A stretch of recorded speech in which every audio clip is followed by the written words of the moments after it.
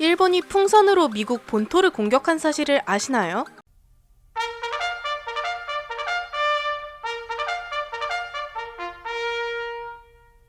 안녕하세요, 지식스토리입니다. 1945년 캐나다의 세스케처원주의 밀턴에서 풍선에 매달린 일제폭탄을 발견하게 됩니다. 어쩌다가 캐나다 한가운데서 일본의 폭탄이 발견되었을까요? 이번에는 제2차 세계대전 당시 일본이 미국의 본토를 공격하고자 만든 무기인 풍선 폭탄에 대해서 알아볼 텐데요. 풍선으로 폭탄을 운반한다는 발상, 일본이 처음 한 것은 아닙니다. 1849년으로 거슬러 올라가 제1차 이탈리아 독립전쟁에서 오스트리아가 11에서 14kg의 폭탄을 매단 풍선을 베니스로 보냈습니다. 하지만 대부분의 풍선은 바람 때문에 목표물에 도착하지 못하고 표류되었습니다. 제대로 쓰이지 못하고 역사 속으로 사라지는 듯 했습니다. 이후 다시 풍선폭탄이 등장한 것은 1942년인데요. 미국과 일본이 맞붙은 태평양 전쟁의 말기, 일본은 패색이 짙어져가고 있었습니다. 전쟁 초기부터 말기까지 미 본토를 타격하기 위해서 매우 여러 가지를 시도했습니다. 하지만 미국처럼 전략 폭격기를 다수 운용하지 못해 효과적인 타격을 주지는 못했습니다. 제공권을 장악하기에는 공군이 열세였고 해전에서도 제해권을 장악당해서 미국 앞바다까지 군함을 끌고 갈 수도 없었습니다. 비슷한 시기 독일도 영국과 미국 본토를 타격하기 위해 많은 노력을 했습니다. 독일은 V1, V2 로켓을 개발해 영국을 타격했지만 일본은 그러한 로켓을 만들어 미국을 공격하기에는 너무나도 거리가 멀었습니다. 일본은 과거 1933년부터 소련의 블라디보스톡을 공격하기 위해 풍선폭탄을 연구했습니다. 하지만 군에서 정식적으로 채택되지 않아 묻혀가던 중 1942년 미국 본토를 공격할 수 있는 초장거리 비행기라는 연구과제를 내놓습니다. 이때 과거 풍선폭탄을 연구하던 연구자가 태평양의 편서풍을 이용해 폭탄을 날릴 수 있다고 주장하게 됩니다. 일본에서 미국으로 부는 강력한 바람이 있는데 바로 제트기류입니다.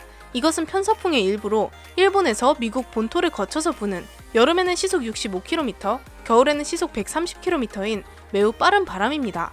이 제트기류를 잘 이용하면 미국 본토까지 폭탄을 보낼 수 있다는 것입니다. 풍선에 폭탄을 매달아 제트기류에 폭탄을 흘려보내면 되는 것이었지만 기술적으로 매우 어려웠습니다. 이런 아이러니한 연구 계획은 일본에서 승인되어 개발이 시작됩니다. 상공 9km 구간에서 3일 동안 체류해야 미국 본토까지 다다를 수 있었죠. 일본은 지름 10m, 무게 200kg 정도 되는 커다란 풍선을 만들었고 풍선 안은 수소로 가득 채웠습니다.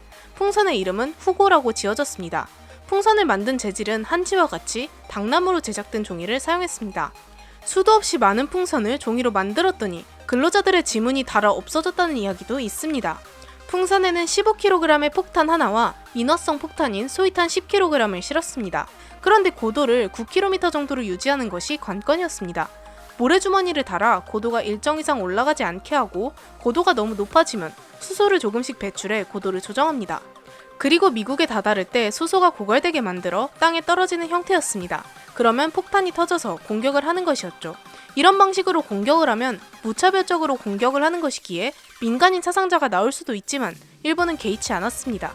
오직 미국 본토를 타격할 수 있다는 생각에 이런 풍선을 9,000개 이상 제작하게 됩니다. 나중에는 폭탄을 싣지 않고 사람을 태워서 미 본토에 상륙시키는 것도 고안했습니다. 풍선 하나에 2~3명을 태워서 미국에 상륙시키는 것이었죠. 사람이 타게 된다면 방향과 높이 조정도 가능하기 때문에 더 정확한 착륙이 될 것이라 생각했습니다. 일본은 생산된 풍선을 1944년 11월부터 1945년 3월까지 긴 기간에 걸쳐서 날려보냅니다. 9,300개의 풍선폭탄이 날려지게 되죠. 이 중 2개의 풍선폭탄은 다시 일본으로 되돌아왔지만 361개의 풍선폭탄은 미국 본토에 떨어졌습니다.